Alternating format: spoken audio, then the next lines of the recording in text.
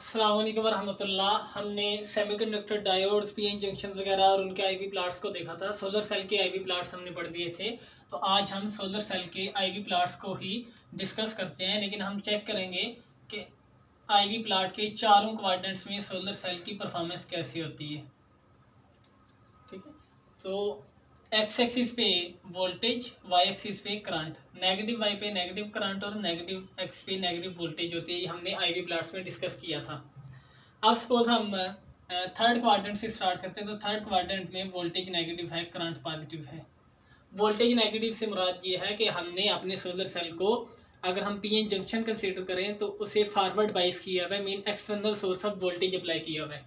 Suppose हमारे पास ये solar cell है। सोलर सेल के दो इलेक्ट्रोड्स हैं। एक हमारे पास एल्यूमिनियम इलेक्ट्रोड है, एक इंडियम टिन ऑक्साइड इलेक्ट्रोड है।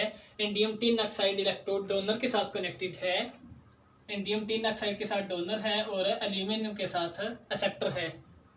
और एक्सेप्टर में ज़्यादातर होल्स प्रेजेंट होते हैं, एक्सेप्टर में होल्स प्रेजेंट हैं और डोनर में इलेक्ट्रॉन्स प्रेजेंट हैं। तो अगर हमने फॉरवर्ड बाइस करना हो तो जिस इलेक्ट्रोड के साथ इलेक्ट्रॉन्स वाला पार्ट है उसे हम बैटरी के नेगेटिव टर्मिनल के साथ कनेक्ट करेंगे, और जिस इलेक्ट्रोड के साथ होल ज़्यादा हैं, मीन जहाँ पे इलेक्ट्रॉन्स की कंसंट्रेशन कम होगी, जहाँ पे इलेक्ट्रॉन्स की कंसंट्रेशन कम होगी और होल्स की कंसंट्रेशन ज़्यादा होगी, इस साइड पे इलेक्ट्रॉन्स की कंसंट्रेशन ज़्यादा होगी।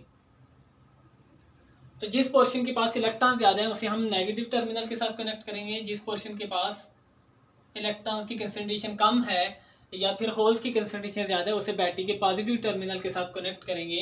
तो इसे हम बोलेंगे कि ये फॉरवर्ड बाइसिंग है। अब ये जो हमने एक्सटर्नल वोल्टेज अप्लाई की है इसी को असल में हम नेगेटिव वोल्टेज बोलते हैं, क्योंकि इसकी वोल्टेज या इस बैटरी की पावर कंज्यूम हो रही है। तो अब नेचुरली क्या होगा कि नेचुरली चूँकि इसमें इंडियम टिन ऑक्साइड में इलेक्ट्रॉन्स की कंसंट्रेशन ज़्यादा है, तो इलेक्ट्रॉन्स कंसंट्रेशन ग्रेडियंट की वजह से फ्लो करेंगे towards aluminium through external circuit. ठीक है, तो अगर हम सिर्फ इन दो इलेक्ट्रोड्स को बना लें तो हमारे दो इलेक्ट्रोड्स हैं, एक हमारा इंडियम टिन ऑक्साइड है और एल्यूमिनियम है, और इंडियम टिन ऑक्साइड में इलेक्ट्रॉन्स की कंसंट्रेशन ज़्यादा है, एल्यूमिनियम में इलेक्ट्रॉन्स की कंसंट्रेशन बहुत कम है। तो जब नेगेटिव वोल्टेज हमने अप्लाई की हुई थी उस वक्त क्या हो रहा था कि यहाँ से इलेक्ट्रॉन्स फ्लो कर रहे थे एल्यूमिनियम की तरफ। ठीक है, इलेक्ट्रॉन्स फ्लो करके एल्यूमिनियम की तरफ जाएंगे, लेकिन एक्सटर्नल सर्किट के थ्रू जाएंगे, ये आपने ध्यान रखना है।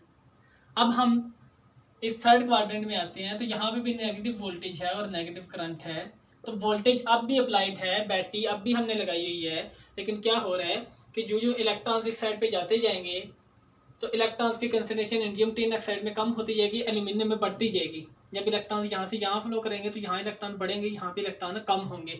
तो करते करते एक पॉइंट ऐसा आएगा कि जब इंडियम टिन ऑक्साइड और एल्यूमिनियम दोनों ही इलेक्ट्रोड्स में इलेक्ट्रॉन्स की कंसंट्रेशन सेम हो जाएगी। जितने इलेक्ट्रॉन्स इंडियम टिन ऑक्साइड में प्रेजेंट थे उतने ही इलेक्ट्रॉन्स एल्यूमिनियम में प्रेजेंट हैं। तो अब कोई भी डिफ्यूजन नहीं होगी। वोल्टेज अब भी अप्लाइड है, लेकिन अब इलेक्ट्रॉन्स की डिफ्यूजन रुक जाएगी, क्योंकि कंसंट्रेशन ग्रेडियंट की वजह से, इस कंसंट्रेशन ग्रेडियंट की वजह से इलेक्ट्रॉन्स फ्लो कर रहे थे। अब जब ग्रेडियंट नहीं रहा तो कोई भी इलेक्ट्रॉन फ्लो नहीं करेंगे। तो जब कोई भी इलेक्ट्रॉन फ्लो नहीं करेंगे, मीन अब दोनों साइड पे चार्जेस इक्वल हैं, जितने इस साइड पे इलेक्ट्रॉन है उतने ही उस साइड पे इलेक्ट्रॉन है, तो वोल्टेज ज़ीरो हो जाएगी। पोटेंशियल डिफरेंस क्रिएट कैसे होता है कि जब एक साइड पे हमारे ज़्यादा नेगेटिव चार्जेस हों, दूसरी साइड पे ज़्यादा पॉजिटिव चार्जेस हों, तो फिर वो पोटेंशियल डिफरेंस जनरेट होता है, जिसकी डायरेक्शन पॉजिटिव से नेगेटिव की तरफ डिनोट की जाती है। तो जब दोनों साइड पे इलेक्ट्रॉन्स की मिकदार इक्वल हो गई तो फिर किसी भी साइड पे कंसंट्रेशन ग्रेडियंट नहीं होगा और ना ही पोटेंशियल डिफरेंस क्रिएट होगा। मीन इस सिचुएशन में पोटेंशियल ज़ीरो को इक्वल होगा। तो फिर फोर्थ क्वाड्रेंट में पोटेंशियल ज़ीरो हुआ तो दोनों में इलेक्ट्रॉन्स की कंसंट्रेशन इक्वल होगी। अब इसके बाद क्या होगा कि इसके बाद हमने इस अपने सोलर सेल पे लाइट शाइन करवानी है, इस पे लाइट शाइन करवाएंगे। तो जब लाइट शाइन करवाते हैं तो हमने पीछे पढ़ा था कि एक्साइटॉन जनरेट होते हैं। जो हमारा डोनर है, डोनर में एक्साइटॉन जनरेट होते हैं, नेगेटिव और पॉजिटिव चार्जेस का पेयर एक जनरेट होता है और ये पेयर यहाँ से डिफ्यूज़ करके इंटरफेस पे जाता है और इंटरफेस पे जाने के बाद ये होल ट्रांसपोर्ट हो जाता है एक्सेप्टर में और इलेक्ट्रॉन वापस डोनर में आके तो इलेक्ट्रॉन ट्रैवल करके इस ITO इलेक्ट्रोड पे चला जाता है। तो लाइट शाइन करवाने की वजह से क्या होगा कि अब इलेक्ट्रॉन वापस दोबारा ITO में ज़्यादा होने स्टार्ट हो जाएंगे। तो जब इलेक्ट्रॉन ज़्यादा होंगे तो उसकी वजह से इलेक्ट्रॉन दोबारा फ्लो करेंगे एल्यूमिनियम की तरफ। लेकिन अब हमारे पास एक्सटर्नल वोल्टेज की वजह से नहीं, अब हमारे पास जो सोलर सेल की अपनी परफॉर्मेंस है, जो पावर सोलर सेल खुद जनरेट कर रहा है, उस पावर की वजह से इलेक्ट्रॉन फ्लो करेंगे टुवर्ड्स एल्यूमिनियम। तो जब इलेक्ट्रॉन्स एल्यूमिनियम में फ्लो करेंगे तो टाइम गुजरने के साथ साथ क्या होगा कि एल्यूमिनियम में ITO में इलेक्ट्रॉन्स की कंसंट्रेशन कम होती जाएगी, एल्यूमिनियम में इलेक्ट्रॉन्स की कंसंट्रेशन बढ़ती जाएगी। क्योंकि इस सिचुएशन में जब V 0 था तो ITO और एल्यूमिनियम में इलेक्ट्रॉन्स की कंसंट्रेशन सेम थी, लेकिन लाइट शाइन करवाई तो मजीद इलेक्ट्रॉन्स ITO से एल्यूमिनियम में फ्लो करेंगे। तो जब मजीद फ्लो करेंगे तो ITO में कंसंट्रेशन कम और एल्यूमिनियम में ज़्यादा हो जाएगी। तो ये हमारा फोर्थ क्वाड्रेंट था। फोर्थ क्वाड्रेंट में इस तरह की डायग्राम बनेगी, थर्ड में इस तरह की थी, और सॉरी ये हमारा थर्ड था, ये हमारा सेकंड क्वाड्रेंट था। और अब फोर्थ में क्या होगा कि फोर्थ में एल्यूमिनियम में कंसंट्रेशन इलेक्ट्रॉन्स की बढ़ जाएगी, तो उसकी डायग्राम बनेगी कि ITO में इलेक्ट्रॉन्स की कंसंट्रेशन कम और एल्यूमिनियम में इलेक्ट्रॉन्स की कंसंट्रेशन बहुत ज़्यादा। और यह इलेक्ट्रॉन तब तक फ्लो करते रहेंगे जब तक सोलर सेल की मैक्सिमम वोल्टेज अटेन नहीं हो जाती। मीन एक टाइम आएगा कि जब सोलर सेल की मैक्सिमम पावर यूटिलाइज हो जाएगी और अब वो मज़ीद उसके पास पावर नहीं है, वो मज़ीद पावर जनरेट नहीं कर सकता कि वो और इलेक्ट्रॉन्स को ITO से एल्यूमिनियम में भेज सके। तो उस पॉइंट पे एल्यूमिनियम में इलेक्ट्रॉन्स की कंसंट्रेशन मैक्सिमम अटेन हो जाएगी। जब V ओपन सर्किट होगा तो इलेक्ट्रॉन डेंसिटी मैक्सिमम होगी एल्यूमिनियम में। लेकिन ये भी आपने ध्यान रखना है कि जितने भी इलेक्ट्रॉन अभी तक फ्लो कर रहे हैं वो एक्सटर्नल सर्किट के थ्रू कर रहे हैं। लाइट चेन की इलेक्ट्रॉन्स ITO में आए, ITO से एक्सटर्नल सर्किट के थ्रू एल्यूमिनियम में गए। ठीक है, अब जब हम फर्स्ट क्वाड्रेंट में जाएंगे तो फर्स्ट क्वाड्रेंट में दोबारा वोल्टेज अप्लाई होगी।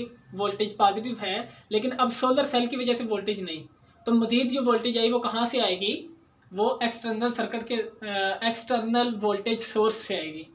तो एक सोर्स हमने पहले से लगाया हुआ था, अब एक्सटर्नल सोर्स लगाएंगे, लेकिन पहले हमने जो वोल्टेज सोर्स लगाया था उसकी पोलैरिटी के रिवर्स पोलैरिटी वाली वोल्टेज अप्लाई करेंगे। इसे हमने नेगेटिव कंसीडर किया था, तो अगर हमने दोबारा अब पॉजिटिव वोल्टेज अप्लाई करनी है तो पॉजिटिव के लिए हमें इसके पॉजिटिव टर्मिनल के साथ नई बैटरी का पॉजिटिव टर्मिनल रखना पड़ेगा और नेगेटिव वाली साइड पे नेगेटिव टर्मिनल रखना पड़ेगा। तो अब इसकी पोटेंशियल डिफरेंस इस साइड पे था, इसका पोटेंशियल डिफरेंस इस साइड पे था, दोनों अपोजिट डायरेक्शंस में है, तो इसलिए अगर ये -V था तो ये +V होगा। मेन वोल्टेज दोबारा एक्सटर्नल सर्किट से ही आ रही है, लेकिन ये वोल्टेज क्या करेगी कि एक्सटर्नल सर्किट की वजह से अब पावर को यूटिलाइज करके इस बैटरी की पावर यूटिलाइज होगी और फर्दर इलेक्ट्रॉन ITO से एल्यूमिनियम में जाएंगे। ठीक है, जब फर्दर इलेक्ट्रॉन ITO से एल्यूमिनियम में जाएंगे तो एल्यूमिनियम के पास अब फर्दर कैपेसिटी नहीं है इलेक्ट्रॉन्स को होल्ड करके रखने की, या इलेक्ट्रॉन की स्टोरेज कैपेसिटी अब फर्दर नहीं है एल्यूमिनियम के पास। तो नतीजे में क्या होगा कि यहाँ से तो हमने पोटेंशियल डिफरेंस अप्लाई किया हुआ है, अब इलेक्ट्रॉन्स वापस तो ट्रैवल कर नहीं सकते, तो जब वापस ट्रैवल नहीं कर सकते तो वो इस सोलर सेल के थ्रू ITO में जाएंगे और फिर ITO से वापस इस तरह से सर्किट कंप्लीट करेंगे। तो जब एल्यूमिनियम से सोलर सेल के थ्रू पास करेंगे तो अब एल्यूमिनियम में इलेक्ट्रॉन्स की कंसंट्रेशन कम होती जाएगी और ITO में दोबारा बढ़ती जाएगी। तो फोर्थ क्वाड्रेंट फर्स्ट क्वाड्रेंट में दोबारा क्या होगा कि फर्स्ट क्वाड्रेंट में ITO में इलेक्ट्रॉन्स की कंसंट्रेशन बढ़ना स्टार्ट हो जाएगी और एल्यूमिनियम में कम होना स्टार्ट हो जाएगी। इलेक्ट्रॉन फ्लो कर रहे हैं एल्यूमिनियम से ITO में, लेकिन अब एक्सटर्नल सर्किट के थ्रू नहीं बल्कि सोलर सेल के अंदर वाली साइड से ट्रैवल कर रहे हैं। तो ये डायग्राम्स थी और परफॉर्मेंस थी सोलर सेल की चारों क्वाड्रेंट्स में।